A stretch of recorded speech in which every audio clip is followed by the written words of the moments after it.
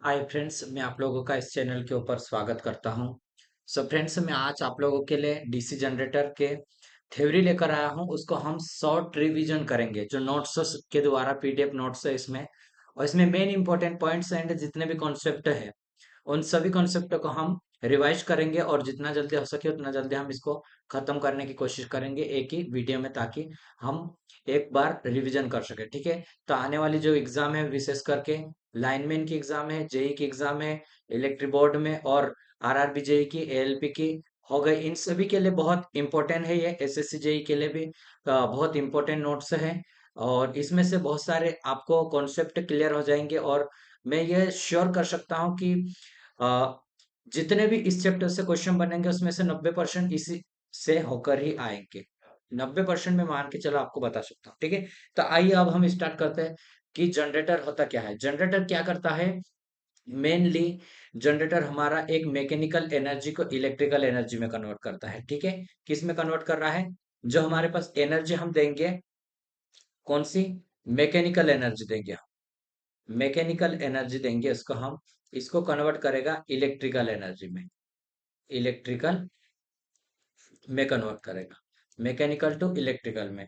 तो first question यही हमारा बनता है कि जनरेटर क्या करता है? तो मैकेनिकल एनर्जी को इलेक्ट्रिकल एनर्जी में कन्वर्ट करता है। यानी कि दूसरे शब्दों में कहेगा कि यांत्रिक ऊर्जा देने के लिए हम किसका यूज कर रहे हैं? प्राइम मूवर का, कि घुमाने के लिए उसको क्या, आर्मेचर को घुमाते हैं हम।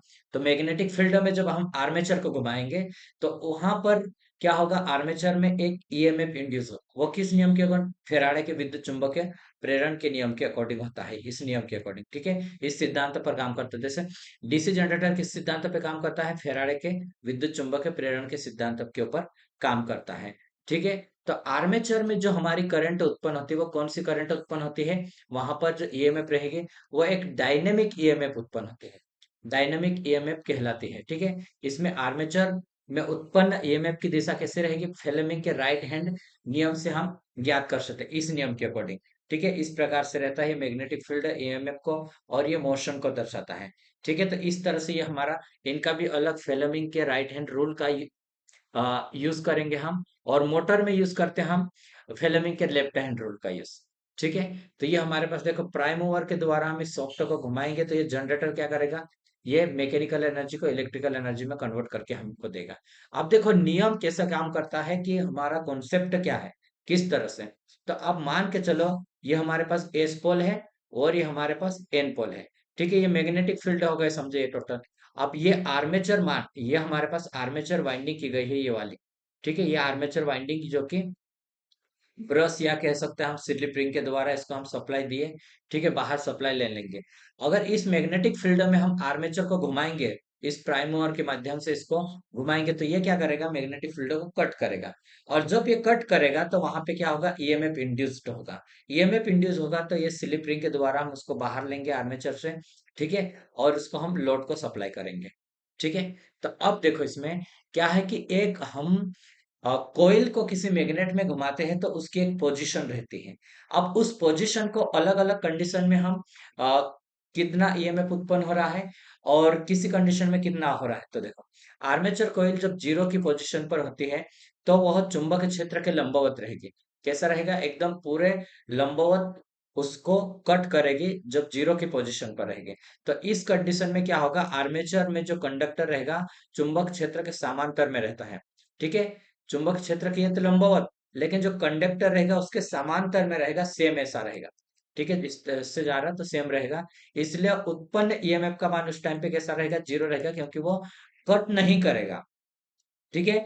एक सेम रहेगा कंडक्टर। हमारी कोयल तो कैसे, उसके लंबवत है, लेकिन जो कंडक्टर है वो उसके कैसे रहेगा? समांतर में रहेगा। इस कारण से उस वो फ्लक्स को कट नहीं करेगी। तो उस टाइम पे जो फ्लक्स का ईएमएफ रहेगा, कट नहीं करने के कारण तो वो जीरो होगा।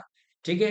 अब जैसे जीरो से आगे बढ़ेगा, ठीक है, जीरो से आगे घुमाने पर हम चालक तार पर फ्लक्स परिवर्तन होने लगता है। ठीक है। इससे ईएमएफ उसमें क्या होगा? उत्पन्न होता है। और जब 90 पर आर्मेचर कोयल चुंबक क्षेत्र में समांतर में रहती है तो आर्मेचर कंडक्टर चुंबक क्षेत्र के लंबवत रहेंगे। ठीक है। इस समय चालक में ईएमएफ का मान सबसे ज्यादा रहता है। ठीक है। किस समय रहेगा? जब 90 डिग्री पर आर्मेचर कॉइल रहते चुंबक क्षेत्र के, तो उसमें रहेगा सबसे ज्यादा कितना रहेगा, वो 90 डिग्री पे रहेगा।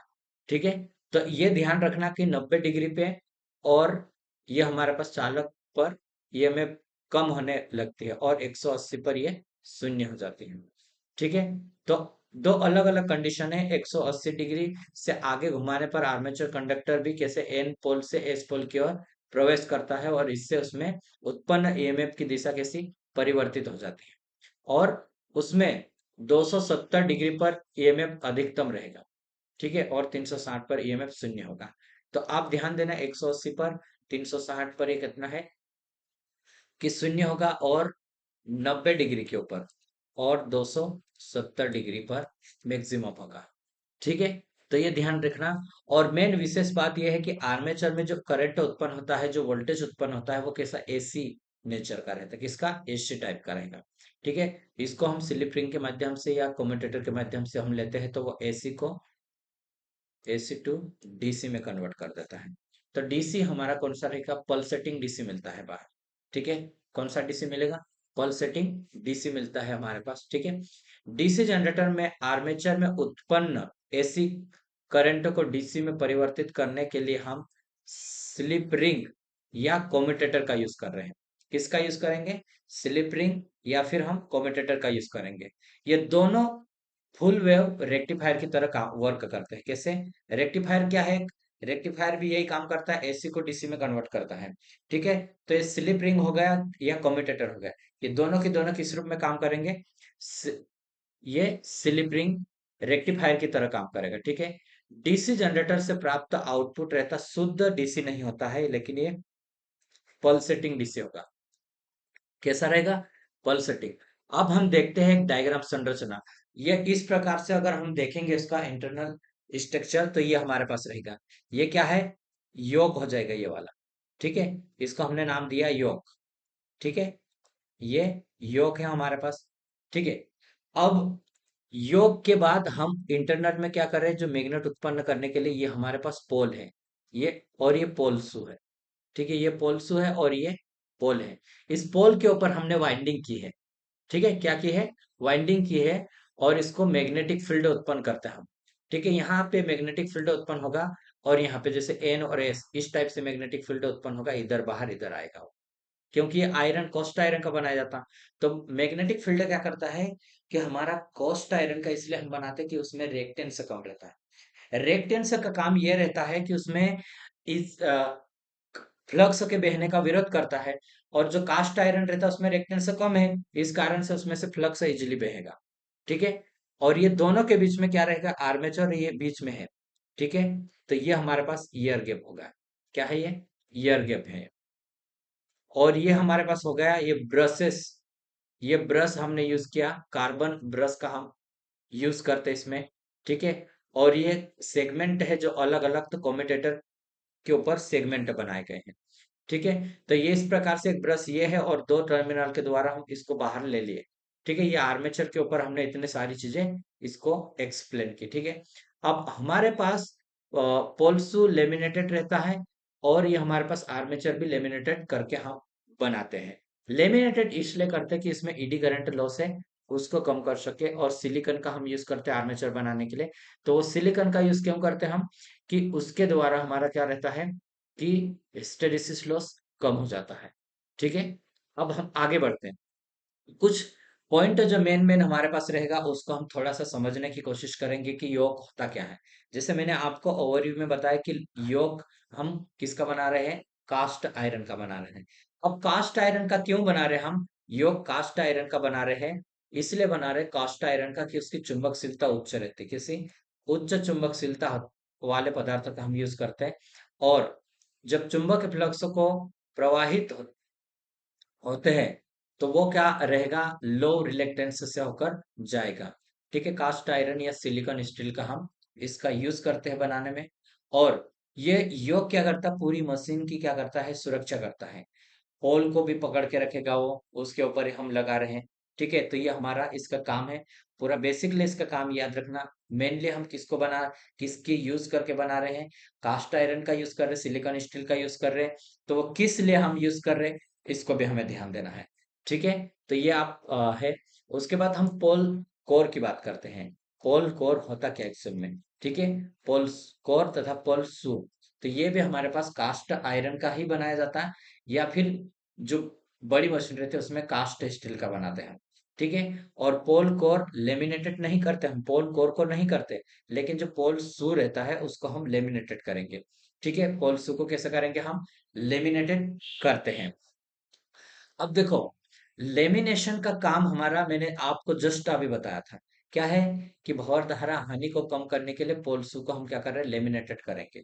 ठीक है, अब लेमिनेशन की मोटाई कितनी रखते हैं? 0.25 mm से लेकर 1 mm तक रखते हैं।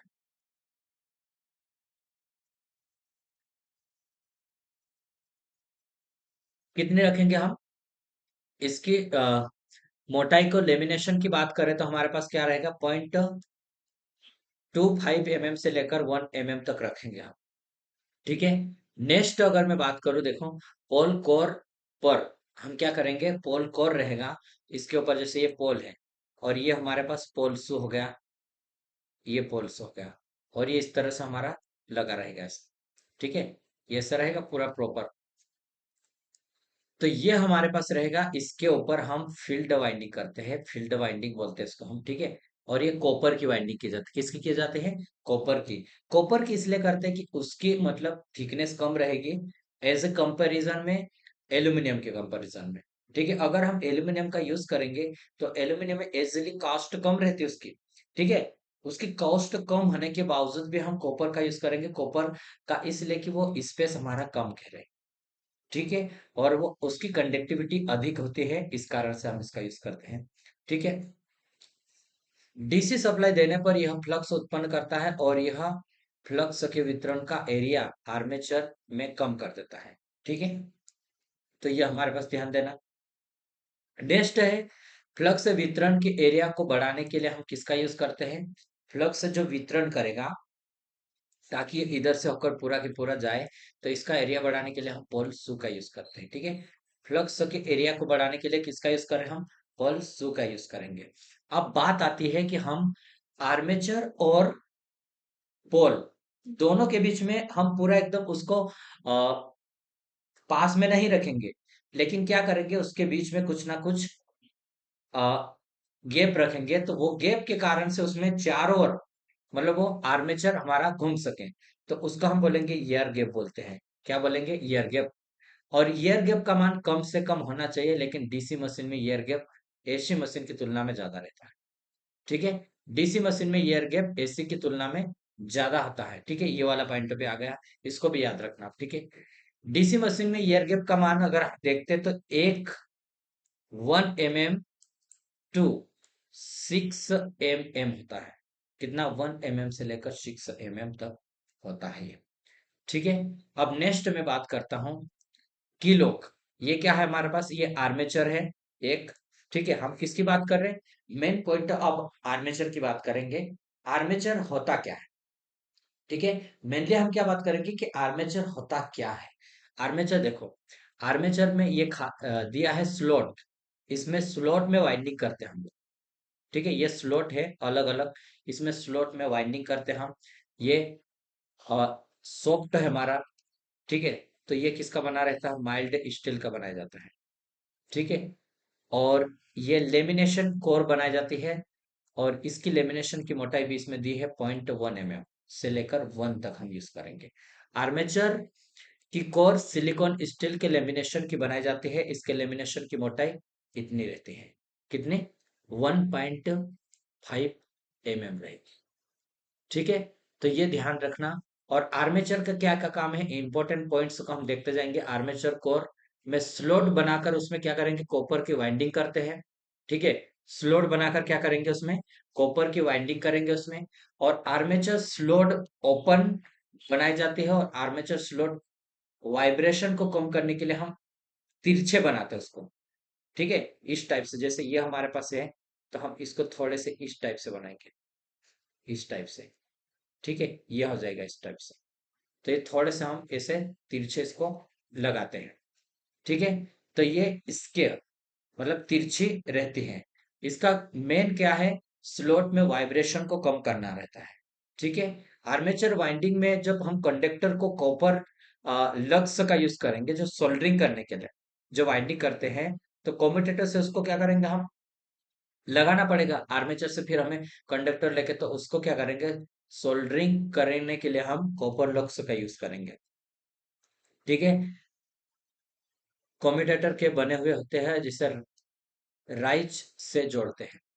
ठीक है, नेक्स्ट क्वेश्चन है, आर्मेचर में कूलिंग के लिए लेंगिट्यूड आर पार निकला रहता, मतलब कुछ इसमें रेडिएशन रहता है, वेंटिलेटर बोलते हैं, वेंटिलेटर डोक्ट का, जो हवादार रहेगा, हवादार यूज करेंगे हम। ठीक है, अब हम बात करते कम्यूटेटर होता क्या है। कम्यूटेटर किसका बना रहता है, कम्यूटेटर हार्ड ड्रोन कॉपर का बनाया जाता है, हार्ड ड्रोन कॉपर का बनाया जाता है। कम्यूटेटर को कई टुकड़ों में काटकर माइका द्वारा इंसुलेटेड करते हैं। इन टुकड़ों में कम्यूटेटर क्या करेंगे, इन टुकड़ों में कम्यूटेटर को हम लगाएंगे। और देखो इसमें कम्यूटेटर सेगमेंट कहते हैं इसको हम, इन टुकड़ों को, जैसे इस टाइप से ये कम्यूटेटर है और ये हमारा चालक रहेगा, और इसके बीच में ये माइका का यूज करेंगे हम। किसका यूज कर रहे हैं, माइका का यूज करेंगे हम। इसका 1 mm से लेकर 1.5 mm तक रहता है। कम्यूटेटर सेगमेंट की संख्या कितनी होगी, तो आर्मेचर में जितनी कोयल की संख्या रहेगी उसके बराबर में रहेगी। ठीक है, कम्यूटेटर सेगमेंट की संख्या कितनी रहेगी, commutator segment is equal to में कितने रहेंगे, आर्मेचर कोयल के बराबर है, संख्या कोयल के बराबर है। कम्यूटेटर आर्मेचर में उत्पन्न एसी करंट को डीसी करंट में परिवर्तित करता है, अतः ये फुल वेव रेक्टिफायर की तरह काम करेगा। किस तरह से कम्यूटेटर क्या करता है, एसी करंट को डीसी में परिवर्तित करता है, और ये फुल वेव रेक्टिफायर की तरह काम करता है, फुल वेव रेक्टिफायर की तरह काम करेगा ये। ठीक है, ये ब्रशेस है। अब ब्रशेस के बारे में पढ़ते हैं। ब्रश एक ब्रश होल्डर में रखते हैं, जैसे एक ब्रश होल्डर है, ठीक है, और ये ब्रश है। तो अब ब्रश होल्डर द्वारा मतलब जो कम्यूटेटर के ऊपर, जैसे ये कम्यूटेटर रहेगा, इसके ऊपर ये ब्रश चलेगा। ठीक है, तो ये होल्डर लगा रहेगा, इसका प्रेशर रहेगा। तो ये प्रेशर 0.9 पर 2.5 सेंटीमीटर स्क्वायर में देता है। ठीक है, तो ब्रश को ब्रश होल्डर में रखते हैं और इसमें स्प्रिंग लगी रहती है जो कि इसका प्रेशर इतना डालेगी। कितना, ये प्रेशर आप याद रखना, 0.9 kg पर 2.5 सेंटीमीटर रहेगा। ठीक है, ब्रश कम्यूटेटर से करंट को संग्रहित करके बाहरी लोड सर्किट को प्रवाहित करता है, बाहरी लोड सर्किट को प्रवाहित करते हैं। ब्रश कम्यूटेटर से करंट को संग्रहित करके बाहरी लोड सर्किट को प्रवाहित करता है। ठीक है, क्या करेगा, उसको बाहर देगा। अब ब्रश हम अलग अलग प्रकार के यूज कर रहे हैं, तो वो ब्रश को हम देखेंगे अलग अलग कौन कौन से हैं। तो ये हो जाएगा, low voltage and high current के लिए हम जनरली किसका, कॉपर का यूज करेंगे। जनरेटर में कॉपर ब्रश का यूज करेंगे, किसके लिए, हाई करंट की अगर बात करें तो।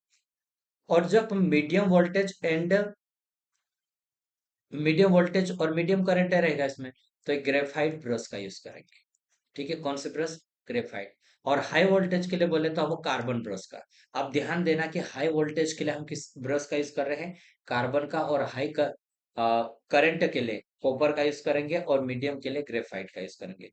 तो तीन प्रकार से हम मटेरियल का यूज कर रहे हैं ब्रश बनाने के लिए, तो ब्रश का भी ध्यान देना, और ब्रश का जो स्प्रिंग रहता है उसकी जो प्रेशर है उसको भी आप याद रखना।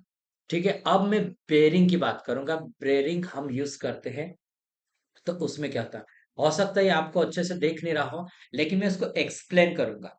ठीक है, अच्छे से एक्सप्लेन करूंगा, आप सुनिएगा। आप भले चल रहे हो या फिर आप गाड़ी चला रहे हैं, आप कहीं पे भी हो, आप सुनते जाओगे। तो मैं बहुत सारी ऐसी बातों को, एक न्यूमेरिकल तो नहीं करवा रहा हूँ यहाँ पे, क्योंकि पूरी थ्योरी को मैं को करवा रहा हूँ और इम्पोर्टेंट पॉइंट्स तो आप सुनते भी जाओगे, खा रहे हैं पी या कुछ भी कर रहे हो उस टाइम पे आप चालू करके रख दो, सुनते रहोगे तो आपका क्लियर अच्छा रहेगा कि हमारा कॉन्सेप्ट क्लियर हो जाएगा, रिवीजन हो जाएगा। ठीक है, तो इसमें क्या है, बेरिंग के लिए छोटी मशीन में बाल बेरिंग का यूज किया जाता है। कौन सी बेरिंग? बाल बेरिंग का हम यूज करते हैं छोटी मशीन में, बेरिंग। ठीक है, तथा बड़ी मशीन में एक पेडेस्टल बेरिंग का यूज करते हैं, लेकिन सबसे ज्यादा यूज होने वाली बॉल बेरिंग, आप इसको याद रखना। ठीक है, आर्मेचर में अब वाइंडिंग करते हैं हम। आर्मेचर की वाइंडिंग कैसी होती है वो देखते हैं। आर्मेचर वाइंडिंग, ठीक है, आर्मेचर कॉइल बोलेंगे हम, एक कॉइल रहे, जैसे एक कंडक्टर ये हो गया और एक कंडक्टर ये वाला हो गया। ठीक है, दो कंडक्टर को हमने क्या करा, यूज करा और दोनों को आपस में ये मिलाया हमने। ठीक है, और ये हमारा क्या होगा, कोइल हो गई। ठीक है, ये कोइल हो गया हमारे पास। अब यहाँ से 4 वोल्ट आ रहा था, इसमें दो आ रहा है, इसमें दो उत्पन्न हो रहा है कंडक्टर। ठीक है, एंड रहेगा, तो ये सिंगल टर्न कोइल हो गए, मतलब एक टर्न की बनी हुई है।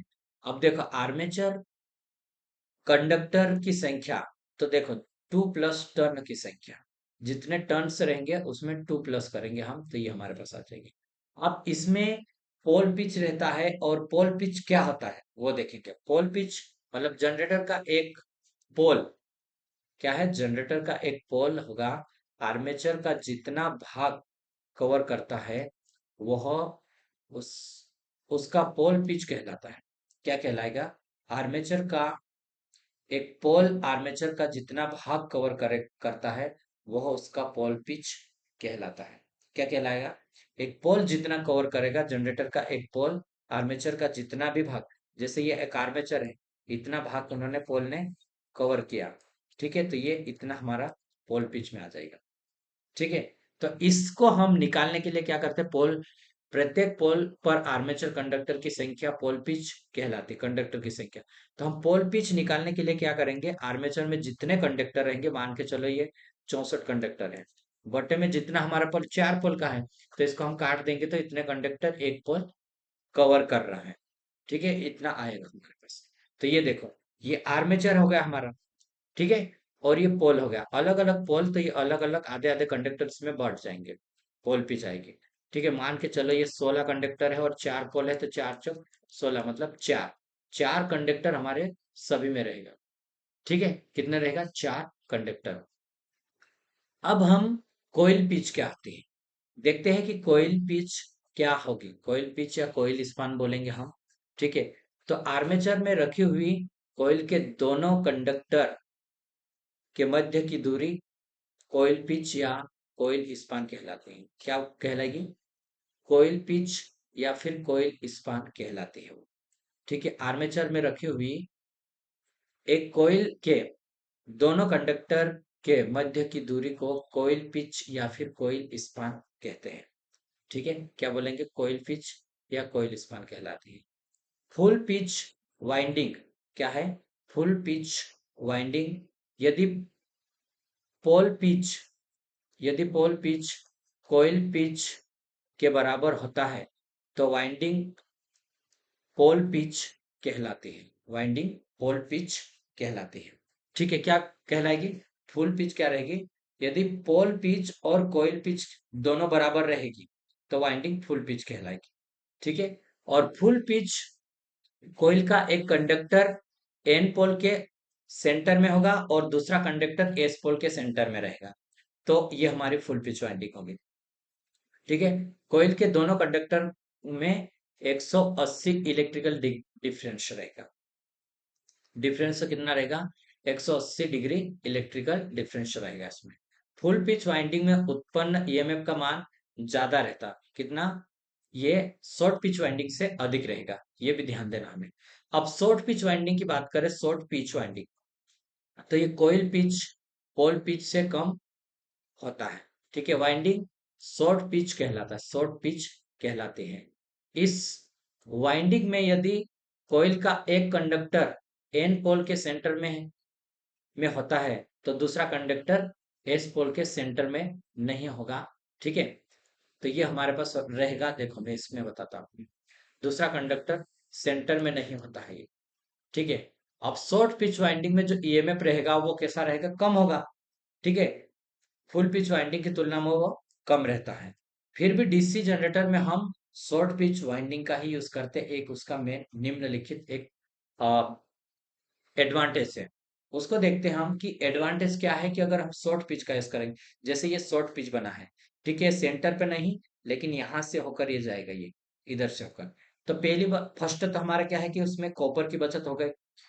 सेकेंडली हमारे पास कंडक्टर को सुधारने, कम्यूटेटर को सुधारने और कार्बन ब्रश को स्पार्किंग को कम करने में मदद मिलती है इसमें।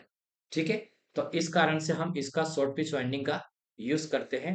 तो ये 180 डिग्री, ये दोनों के बीच में 180 रहता है यहाँ तक, लेकिन हम यहाँ तक यूज कर रहे हैं तो ये 180 से कम रहेगा, ये इलेक्ट्रिकल डिग्री आएगा। ठीक है, तो ये है हमारा फुल पिच में आता है और ये शॉर्ट पिच में आता है। ठीक है, अब हम बात करेंगे मल्टीप्लायर वाइंडिंग क्या होते हैं। मल्टीप्लायर और इसमें रहता है सिंप्लेक्स, डुप्लेक्स, ट्रिप्लेक्स। ठीक है, ये अलग अलग वाइंडिंग रहते हैं। तो ये क्या है देखते हैं हम। आर्मेचर वाइंडिंग का एक पूर्ण सेट रहता है, एक पूरा सेट बना रहेगा। सिंप्लेक्स वाइंडिंग कहलाता है। और वाइंडिंग की एक से ज्यादा सेट का हम यूज करते हैं तो वाइंडिंग मल्टीप्लायर कहलाएगी। अलग अलग, जैसे कि ये अलग अलग सेट का यूज किया है तो ये मल्टीप्लायर वाइंडिंग में आ जाएगा। ठीक है, अब हमारे पास वाइंडिंग का कनेक्शन हम जो करते हैं वो दो प्रकार से करेंगे। ठीक है, तो इसको देखो, मल्टीप्लायर वाइंडिंग का समांतर पैरेलल पाथ की संख्या ज्यादा होती है। अतः यूज हम किसके लिए करेंगे, जब हम पैरेलल में ज्यादा रहेगी। मान लो एक ये है, एक ये है और एक ये है, तो अलग अलग क्या है कि यहाँ पे करंट अलग जाएगी, यहाँ पे अलग जाएगी, यहाँ पे, तो ये प्लस पूरी हो जाएगी करंट, है ना। तो ये कैसा हो जाएगा हमारे पास, करंट अधिक रहेगा और वोल्टेज में कम। कैसा रहता है पैरेलल में, कंडीशन में क्या रहता है, वोल्टेज सेम रहता है सभी में।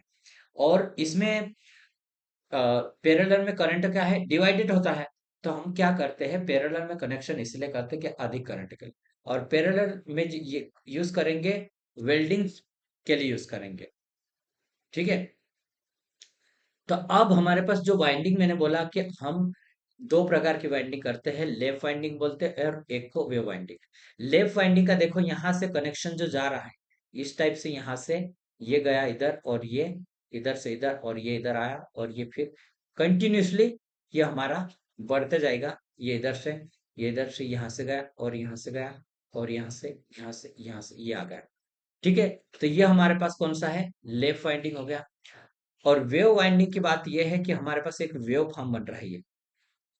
ठीक है, इस तरह से एक वेव फॉर्म बन रहा है, मतलब एक के ऊपर एक आ नहीं रहा है और ये अलग अलग बनते जा रहा है ये।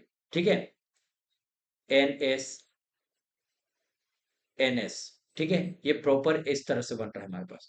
तो ये वेव वाइंडिंग, अब दोनों को हमें पहचानते आना चाहिए ताकि डायग्राम के रूप में भी हमें दे सकता क्वेश्चन और इससे हमें पूछ सकता है। ठीक है, नेक्स्ट है कार्बन ब्रश की संख्या की बात करें हम। लेफ्ट वाइंडिंग में क्या होती है, तो कार्बन ब्रश की संख्या पी के बराबर, पोल के बराबर रहती है इसमें। और इसमें वेव वाइंडिंग में, वेव में क्या रहता है, ब्रश की संख्या दो रहती है इसमें। ठीक है, और आर्मेचर कोयल की संख्या भी इसमें दो होगी और आर्मेचर पाथ की संख्या भी इसमें दो रहेगी। ठीक है, ये तीनों पॉइंट हमें याद रखना चाहिए कि कार्बन ब्रश हम वेव वाइंडिंग में कितने, दो यूज कर रहे हैं, लेकिन कार्बन ब्रश वेव वाइंडिंग में कितने, जितने पोल की संख्या है उतने यूज करेंगे। और कोयल भी हमारे पास जितने पोल है उतनी हमारे पास है। उसके बाद पैरेलल पाथ कितने हैं, तो ये हमारे पास हो जाएगा ए बराबर पी, जितने पोल है उतने पाथ हमारे पास है। ठीक है, मल्टीप्लायर वाइंडिंग की रहती है ये। और ये हाई करंट के लिए हम यूज करेंगे, high current and low voltage के लिए यूज करेंगे। और ये कैसा, high voltage and low current के लिए इसको यूज करेंगे। ठीक है, ये पैरेलल पाथ की संख्या देखो, आप देख सकते हैं इसमें ज्यादा है, यहाँ से अलग है, ये है अलग है, ये अलग है, ये चार। ठीक है, इसमें कम है। तो ये आप इसमें ये भी रीड कर सकते हैं इसको, high current and low voltage का हम लेफ्ट वाइंडिंग में यूज कर रहे हैं। ठीक है, तो ये इंपॉर्टेंट पॉइंट्स है, इसे आप याद रखिए। हम शॉर्ट रिवीजन कर रहे हैं, इसको जितना जल्दी हो सके उतना हम स्पीड में चलेंगे, ज्यादा एक्सप्लेन नहीं करेंगे, ताकि हमारे कम समय में हम इसका यूज कर सके। ठीक है, क्योंकि एग्जाम बहुत पास में है, जितना हो सके हम जल्दी रिवीजन करें। ठीक है, लेफ्ट वाइंडिंग का यूज हाई करंट और लो वोल्टेज के लिए हमने यूज किया। वेव वाइंडिंग का यूज हमने क्या करा, लो करंट और हाई वोल्टेज के लिए हमने यूज किया। लैप वाइंडिंग का यूज वेल्डिंग जनरेशन में यूज करते हैं। वेल्डिंग जनरेशन में इसका हम यूज करते हैं। ठीक है, अब देखो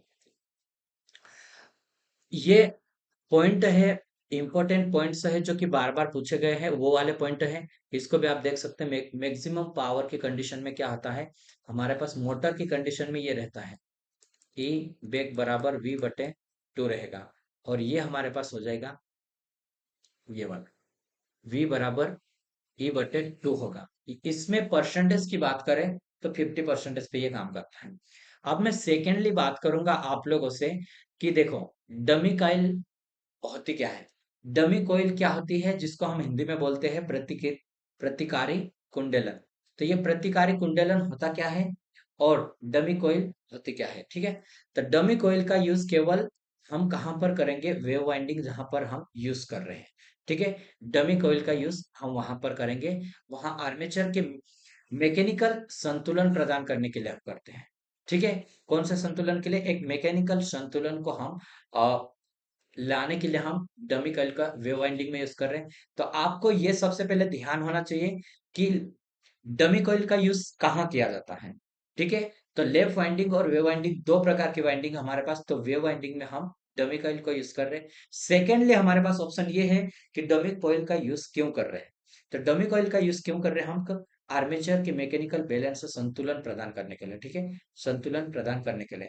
और ये कहाँ पर होते हैं, जैसे बड़े जनित्र में, टर्बो रोलिंग जनित्र में, जहां पर हम उतार चढ़ाव अधिक रहता है लोड का, तो वहां पर हम करते हैं। ठीक है, अब इक्वेशन की मैं बात करूंगा कि जनरेटर में ईएमएफ का इक्वेशन रहता है। तो ईएमएफ का इक्वेशन क्या रहता है, जैसे मैं साइड में लिखता हूँ, ई जी जो जनरेट हो रहा वोल्टेज, तो ये फ्लक्स कंडक्टर रहेगा, पी रहेगा, और एन बटे में ये रहेगा। ठीक है, तो अब ये हमारे पास एक फॉर्मूला है, इक्वेशन है हमारे पास। तो इसमें क्या है, ईजी, ईजी क्या है, प्रत्येक पैरेलल पाथ में उत्पन्न ईएमएफ हो गए। हर पाथ में क्या होगा कि उसमें ईएमएफ प्रोड्यूस होगा। ये किस कारण से अब फ्लक्स हो रहा है, ये फ्लक्स है हमारे पास, प्रत्येक पोल का फ्लक्स आ गया, वेबर में होगा। और जेड है आर्मेचर कंडक्टर की कुल संख्या हो गई, और एन आर्मेचर स्पीड हो गए, आरपीएम में होगी। और पी पोल की संख्या हो गई, और ए पैरेलल पाथ की संख्या हो गई। किसकी, ये ए है पैरेलल पाथ की संख्या हो गई। ठीक है, तो अब हम देखते हैं इसमें, ये हमारे पास एक फार्मूला है, इसको याद रखना। इसके बेसिस पे न्यूमेरिकल हमें पूछा जाएगा अलग अलग। ठीक है, तो हो सकता है इसमें जो जितने न्यूमेरिकल होंगे उसको मैं एक्सप्लेन करते हुए आगे बढ़ूंगा। ठीक है, ताकि हमारा रिवीजन प्रॉपर हो सके।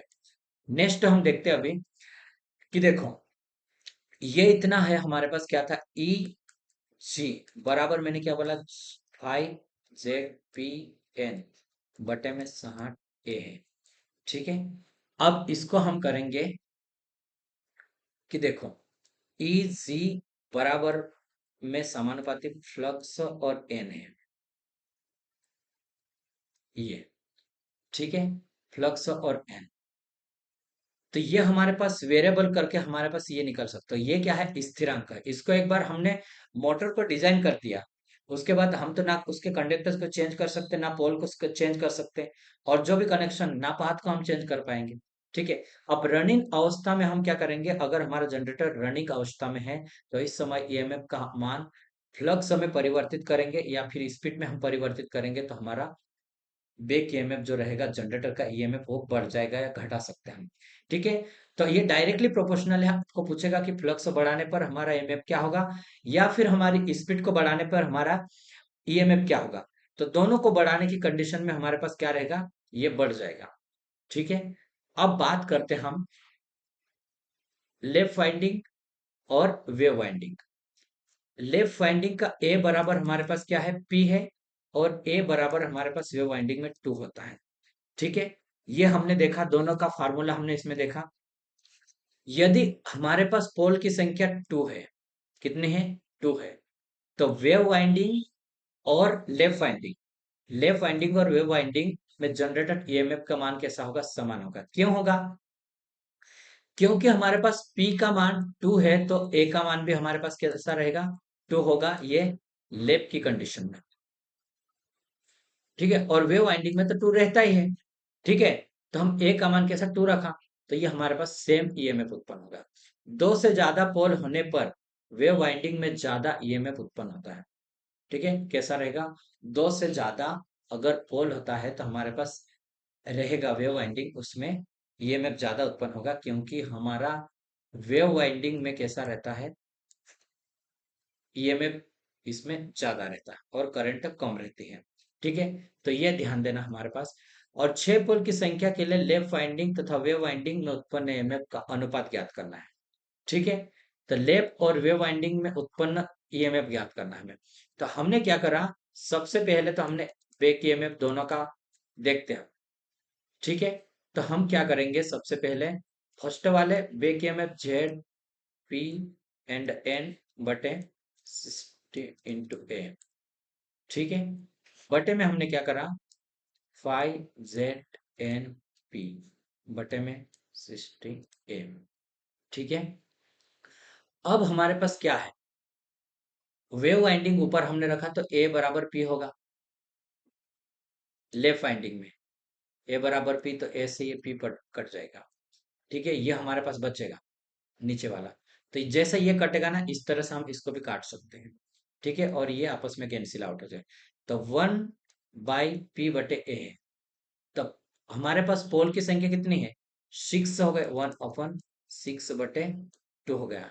तो ये क्या करेगा हमारे पास, इससे इसको भी काट सकते हैं हम, तो 1/3/1, तो ये ऊपर चला जाएगा, तो हमारे पास 1 ये 3 आ जाएगा। ठीक है, कितने आया, 1 = 3। ये ध्यान देना है, लेफ्ट वाइंडिंग और वे वाइंडिंग में ईएमएफ उत्पन्न होगा। ठीक है, यहाँ पर 3 वोल्ट उत्पन्न होगा, तो यहाँ पर 1 वोल्ट उत्पन्न। ठीक है, तो इस तरह से हमारे पास ये जनरेट होगा। अब इसमें कुछ न्यूमेरिकल भी क्वेश्चन है, ये इसी इक्वेशन के अकॉर्डिंग है, तो इस इक्वेशन के अकॉर्डिंग हम प्रैक्टिस कर लेते हैं, 2-3 क्वेश्चन जो भी होगा वो, और उसके बाद आगे बढ़ते हैं। ठीक है, 4 पोल है। ठीक है, यहाँ पर मैं लिखते जाता, P बराबर कितने, 4 पोल है, वेव वाइंडिंग है ये। ठीक है, कौन सी वाइंडिंग है, वेव वाइंडिंग। जनरेटर में आर्मेचर के स्लॉट कितने हैं, जेड बराबर हम निकालेंगे, स्लॉट 51 है। तो प्रत्येक स्लॉट में कंडक्टर कितने हैं, 20 है। तो टोटल कंडक्टर इसमें गुना करेंगे तो आ जाएगा। ठीक है, अब हमारे पास क्या दिया है, जनरेटर की स्पीड एन का मान दिया है, तो ये 1500 आरपीएम पर काम कर रहा है, आरपीएम पर पोल। फ्लक्स हमें दिया है, फ्लक्स बराबर 5 मिली वेबर। आर्मेचर में उत्पन्न ईएमएफ का मान ज्ञात करना है। ठीक है, आर्मेचर में उत्पन्न ईएमएफ का मान ज्ञात करना है। ठीक है, तो अब देखो, इनका मान हमें केवल रखना है इस फार्मूले में, जो मैंने आपको बोला था, ये ई जी बराबर होता है हमारे पास फ्लक्स जेड और एन पी बटे 60 ए होता है। ठीक है, अब हमारे पास वेव वाइंडिंग है ना यहाँ पे, तो ए बराबर कितना रहेगा, वेव वाइंडिंग में 2 रहता है। ठीक है, तो इसमें फ्लक्स का मान कितना है हमारे पास, 5 मिली वेबर, मतलब 5 × 10⁻³ वेबर में कन्वर्ट होगा। गुणित करा हमने जेड कंडक्टर, 51 × 20 कर लिया हमने। ठीक है, और हमने इसमें गुना करेंगे हम, तो एन का मान कितना है, 1500, ये 1500 कर लिए, बटे में 60 × 2 करा हमने। ठीक है, और इसमें पोल की संख्या तो बची हमारे पास, पोल कितने हैं, 4 पोल है ये, तो 2 से 4 को इसको 2 बार में हमने काट लिया। ठीक है, ये 1500 है, और ये अगर हमारा नीचे आ जाता है तो 3 जीरो इधर आ जाएगा, 3 इसको काट लेते, 3 जीरो, तो तीनों जीरो का हम एक साथ काट सकते हैं, 2 जीरो एक साथ कटे और ये कटा। ठीक है, ये कट गया हमारे पास, 15 बचा है हमारे पास। और ये हमारे पास कितना बचा, मैं यहाँ पे लिखता हूँ, 5 × 51 × 2 × 15 बटे 60 ही बचा है फिर ओनली। ठीक है, अब इसको हम 15 से काट सकते, 15 × 4 = 60, 4 बार में, 2 से इसको काटा तो 2 बार में ही आ गया। 51 का इसमें गुना करो आप। ठीक है, 51 का 5 × 5 = 25, ये हो गया। ठीक है, तो ये हमारे पास देखो, इसका पूरा हमारे पास गुना करने पर ये आ जाएगा। ठीक है, कितना आया? 255 वोल्ट हमारे पास आ जाएगा। तो ये इस तरह से था। सेकेंडली हमारे पास नेक्स्ट और क्वेश्चन ये दिया है, डीसी जनरेटर में कितने, ये 1000 आरपीएम पर 220 वोल्ट उत्पन्न हो रहा है और 1500 आरपीएम पर वह कितनी वोल्टेज उत्पन्न करेगा, ये हमें देखना है। तो देखो, बैक ईएमएफ हमारा डायरेक्टली एन के समानुपाती है और ये वाला भी। ठीक है, तो हमने क्या करा, 2/में E1 करा बराबर N2/में N1 कर लिया। ठीक है, तो ये हमारे पास करना है 2 बराबर, हमारे पास इधर आगे ले जाएंगे तो N2/N1 इंटू E1। ठीक है, तो जितना हमारे पास है उसका हम जो दिया है आरपीएम दिया है उसका हम रख लेते हैं यहाँ पे। E2 बराबर यहाँ में रखता हूँ। सबसे ऊपर N2 का मतलब 1500 आरपीएम पे चल रहा है ये, और सेकेंड वाला कितना चल रहा था, 1000 आरपीएम पे, और वोल्टेज हमारी प्राइमरी में कितनी हो रही थी, 220। तो ये पहले तो 3 जीरो से हमने ये 3 जीरो काट दिया, ये जीरो भी काट दिया। ठीक है, 15 और 22 का गुना कर लो आप। ठीक है, कौन से, 15 गुणित 22 करोगे तो ये हमारे पास आंसर आ गया। 15 दूनी 30 होता है, जीरो और 3 से 15 दूनी 30 और 3 33, 330 वोल्ट हमारे पास आ जाएगा। ठीक है, समझ में आया आपको? बहुत ही इजी क्वेश्चन है, ज्यादा कुछ भी दिक्कत नहीं है इसमें। ठीक है, आपको ये फार्मूला याद रखना है और इसको करना है, पुटअप करना है। अगर आपका पेपर थोड़ा सा हल्का सा भी अगर टॉप बनेगा तो आप इजीली इसको बना पाओगे। ठीक है, तो इसलिए हम हर कंडीशन को फ्लो करेंगे और जितनी भी कंडीशन में क्वेश्चन आ रहे हैं उनको हम रीड करते जाएंगे, एक्सप्लेन के। अब हम जनरेटर की बात करें कि जनरेटर टाइप्स कितने प्रकार के होते हैं। ठीक है, तो मेनली जनरेटर देखो आप इसमें देख सकते हैं। ठीक है, देखिए आप ऐसा ना सोचें कि भाई ये आता नहीं है डायरेक्ट इस पे एक्सप्लेन कोई भी कर सकता है, लेकिन मैं इसलिए इसके ऊपर ला रहा हूं जो नोट्स है उसका शॉर्ट टर्म में हम कम समय में क्या करेंगे, अधिक से अधिक पढ़ सकेंगे। ठीक है, तो हमारा एग्जाम क्योंकि टाइम कम है हमारे पास, अगर हम एक एक अभी डिजिटल के समय में हम एक एक पॉइंट को लिखते जाएंगे तो कितना वो रहे। ठीक है, तो हमें क्या करना चाहिए, हमें देखना और समझना है और आगे बढ़ना है। ठीक है, तो और अगर कुछ पॉइंट जो याद नहीं है उसका आप नोट डाउन करें, उसको शॉर्ट नोट्स में बनाएं और उसका रिवीजन करें, तो जितना जल्दी हो सके उतना आपका एग्जाम क्लियर हो सकता है। ठीक है, आइए अब देखते हैं डीसी जनरेटर के प्रकार। डीसी जनरेटर दो प्रकार के होते हैं। फर्स्ट वाला सेपरेटली एक्साइटेड जनरेटर होता है। अब मैं उसको देखो, पहले तो एक ओवरव्यू बता रहा कि किस किस टाइप के हैं। अब सेपरेटली एक्साइटेड जनरेटर क्या होता है उसके बारे में हम डिटेल में और पढ़ेंगे। ठीक है, सेकेंडली सेल्फ एक्साइटेड होते हैं।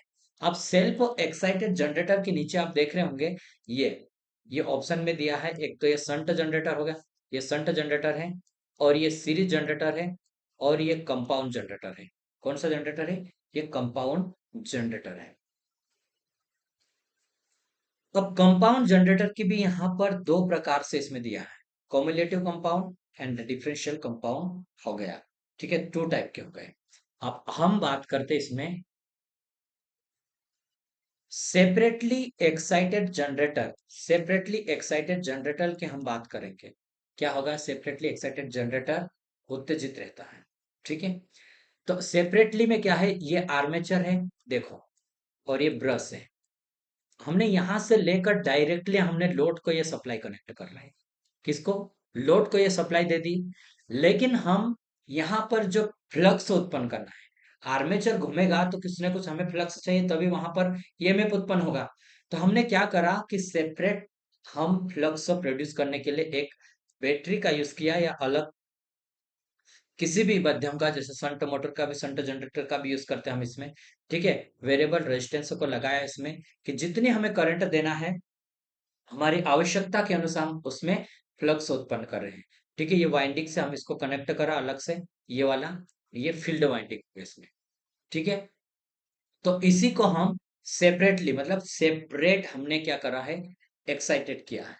ठीक है, तो डीसी जनरेटर जिसमें फील्ड वाइंडिंग को किसी बाहरी डीसी स्रोत द्वारा डीसी एक्साइटेड देते हैं, सेपरेटली एक्साइटेड जनरेटर कहलाता है। ठीक है, क्या कहलाएगा? सेपरेटली एक्साइटेड जनरेटर कहलाता है। इसमें क्या होगा? फील्ड पोल में रेसिडुअल मैग्नेट की आवश्यकता नहीं होगी। रेसिडुअल मैग्नेट की आवश्यकता हमें वहां पर होती है जो सेल्फ एक्साइटेड जनरेटर होता है। ठीक है, अगर जो भी एक्साइटेड सेल पर रहेगा, सेल्फ एक्साइटेड जनरेटर होने पर जिसका रेसिडुअल मैग्नेट नहीं होगा, तो वो भले उसको हम ऑपरेट भी करेंगे जनरेटर, प्राइम मूवर घूमेगा, तब भी वो ईएमएफ प्रोड्यूस नहीं कर पाएगा। क्यों? उसका मेन रीजन ये रहेगा क्योंकि वो पहले से थोड़ा सा भी उसमें फ्लक्स नहीं है। और फ्लक्स नहीं है तो क्या रहता है कि जैसे मैं इसको पढ़ाता हूँ, सेल्फ एक्साइटेड जनरेटर में फील्ड में डीसी एक्साइटेशन खुद का रहता है।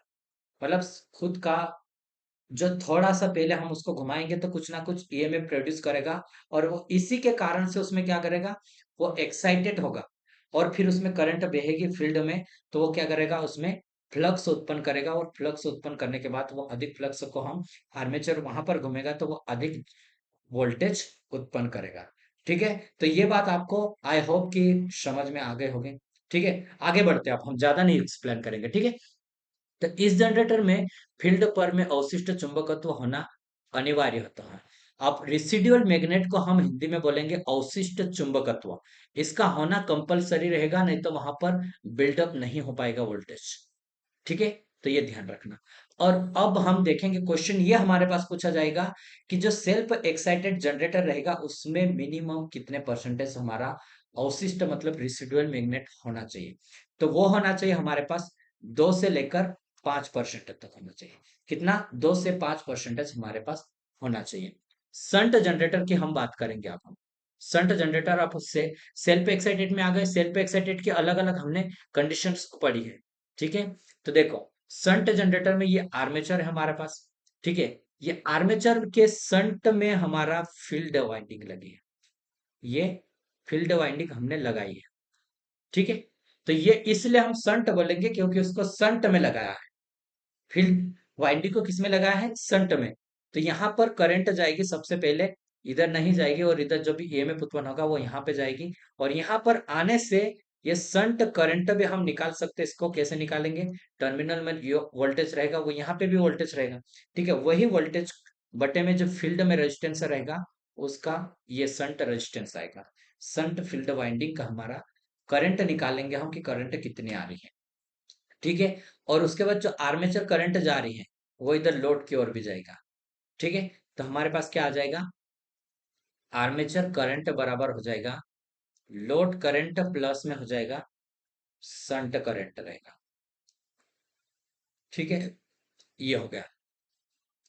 अब ये संट करंट रहती है, ये कैसी रहती है? मो, मोटे वायर का नहीं यूज करेंगे, हम पतले वायर का यूज करेंगे और अधिक टर्न्स का यूज करेंगे। इसलिए अधिक टर्न्स का यूज करेंगे कि जब हमारा लोड रहेगा तो इसमें से ज्यादा करंट ना बहेगी, जितनी आवश्यकता है उतनी ही उसमें आएगी। ठीक है, तो इसको हम मेन मेन पॉइंट है उसको देखते हैं। वो डीसी जनरेटर जिनकी फील्ड वाइंडिंग को आर्मेचर के समांतर में जोड़ते हैं और संट जनरेटर कहलाता है। यह वाइंडिंग पतले वायर की बनाई जाती है और हाई रेजिस्टेंस ज्यादा टर्न्स की होती है। ठीक है, इसमें कैसा टर्न्स की संख्या ज्यादा है, हाई रेजिस्टेंस है और पतले वायर है। तीनों पॉइंट्स को हमें याद रखना आवश्यक है। ठीक है, इसी का ऑपोजिट सीरीज में होगा। जनरेटर में संट फील्ड वाइंडिंग का रेजिस्टेंस ज्यादा होता है। कैसा रहेगा? ज्यादा रहेगा। और ये रेजिस्टेंस रहता 50 ओम से लेकर 250 ओम तक रहता है।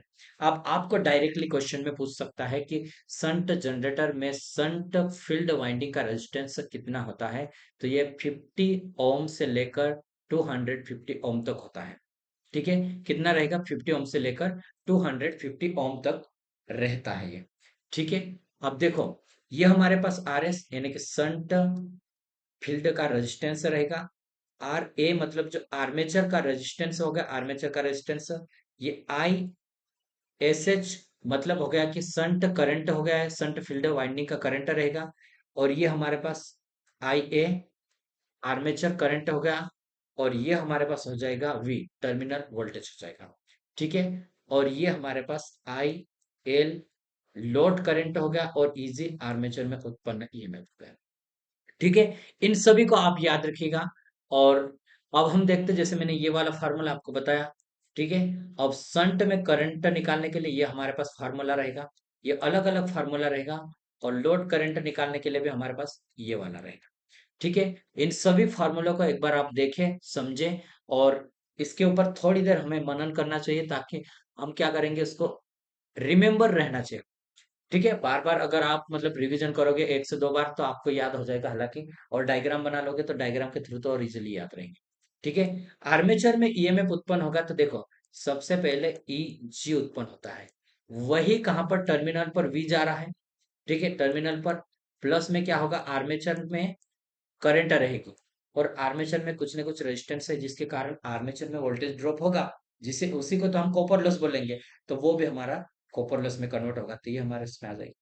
तो कॉपर लॉस को भी ऐड करेंगे, और जो टर्मिनल पे वोल्टेज जा रहा है वो, तो उन दोनों को मिलाकर ही तो हमारा क्या होगा, आर्मेचर में इंड्यूस्ड ईएमएफ होगा।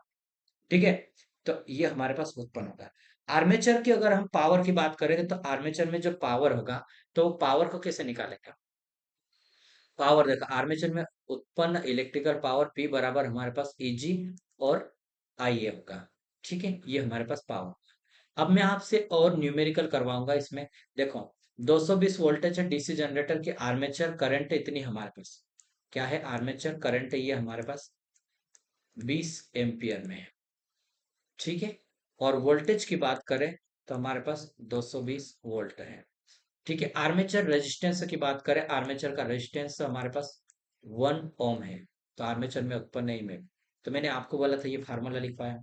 ठीक है, 220 वोल्टेज तो हमारे पास सेम है, और हमारे पास करंट रेजिस्टेंस हमारा आर्मेचर का रेजिस्टेंस एक है ये, और 20 करंट है दो, तो इसका गुना करा और इसको जोड़ दिया तो हमारे पास बैक ईएमएफ आ गया। मतलब बैक ईएमएफ मोटर की कंडीशन बोलते हो, जनरेटेड वोल्टेज 240 वोल्ट हमारे पास है।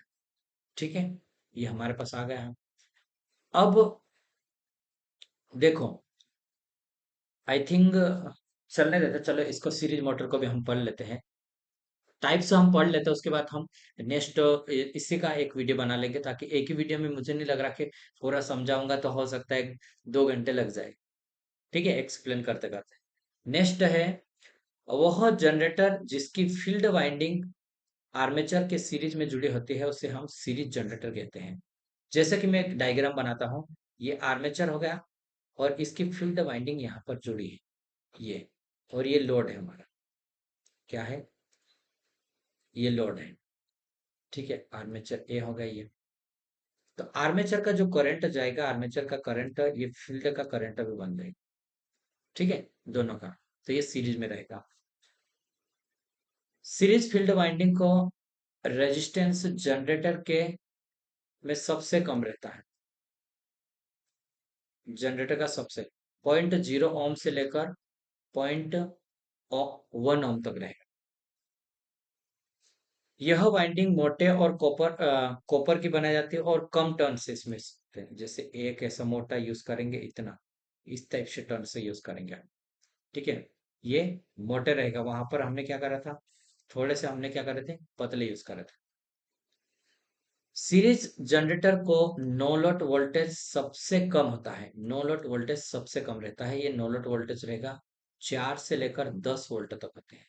और लोड बढ़ने पर फुल लोड तक इसकी वोल्टेज बढ़ती लगती है, और इसका यह गुण राइजिंग वोल्टेज कहलाता है। राइजिंग पूछता है क्वेश्चन, राइजिंग वोल्टेज गुण किस जनरेटर में पाया जाता है, तो ये सीरीज जनरेटर में पाया जाता है। ठीक है, सीरीज जनरेटर को हमेशा टर्मिनल पर लोड जोड़ने के बाद स्टार्ट करना चाहिए। क्यों, तभी ये पूरा एक साइकिल कन्वर्ट होगा। ठीक है, तो इसमें देखो, ये हमारे पास सीरीज जनरेटर है, इसकी वो रेजिस्टेंस आप याद रखना कि 0.01 ओम से लेकर 0.1 ओम के बीच में रहता है, और इसको हमेशा लोड में कनेक्ट करते हैं। और विदाउट लोड पे ये हमारे पास रहेगा ये वाला इतना, कि ये 4 से लेकर 10 वोल्ट तक इसमें मिलेगा हमें। ठीक है, और जैसे जैसे हम लोड को बढ़ाएंगे हमारा ईएमएफ भी बढ़ता जाएगा। ठीक है, नेक्स्ट है हमारे पास कंपाउंड जनरेटर। कंपाउंड जनरेटर क्या होता है, डीसी जनरेटर जिसके प्रत्येक पोल पर संट और सीरीज दोनों वाइंडिंग होते हैं, कम्युलेटिव कंपाउंड जनरेटर कहलाता है। ठीक है, जैसा एक ये पोल है, ठीक है, ये हमारे पास पोल है। इसमें क्या है कि ये शंट वाइंडिंग का यूज करे, ये सीरीज वाइंडिंग का यूज करे, कि एक ही पोल पे हमने क्या करा है, सीरीज और शंट दोनों का यूज कर लिया। ठीक है, जैसे ये आर्मेचर है और हमने क्या करा, इसको ये हमारा एक शंट में लगा दिया एक कोयल। और सेकेंडली क्या है, आर्मेचर की ये सीरीज में है, भले ये घुमा के लगा है बट ये सीरीज में आ रहा। क्यों? ये इसलिए कि कॉम्युलेटिव में आ रहा है, इधर से इसमें भी करंट आ रहा है, इधर से इसमें भी करंट आ रहा है, तो एक कॉम्युलेटिव कंपाउंड जनरेटर में आता है। दोनों मतलब फ्लक्स कैसे हो रहा, संट का फ्लक्स भी और सीरीज का भी जुड़ रहा है, इस कारण से टोटल हमारा फ्लक्स क्या हो जाएगा, बढ़ जाएगा। ठीक है, टोटल फ्लक्स बढ़ेगा तो लोड बढ़ने पर हमारा क्या रहेगा, करंट इसमें बढ़ेगा। देखो, अब इसके बारे में कुछ इंपॉर्टेंट है। वह कंपाउंड जनरेटर जिसमें संट एंड सीरीज दोनों वाइंडिंग में करंट के प्रवाह की दिशा समान होती है, इससे पोल की परिणामी फ्लक्स दोनों वाइंडिंग की फ्लक्स का योगफल होती है, कॉम्युलेटिव कंपाउंड जनरेटर कहलाता है। कैसा कहलाएगा? कॉम्युलेटिव कंपाउंड जनरेटर कहलाता है। यदि कॉम्युलेटिव कंपाउंड जनरेटर को डीसी सप्लाई देते हैं तो वह डिफरेंशियल कंपाउंड मोटर की तरह काम करेगा। किस तरह से काम करेगा? डिफरेंशियल कंपाउंड मोटर की तरह वो काम करेगा। ठीक है, डिफरेंशियल कंपाउंड जनरेटर होता क्या है?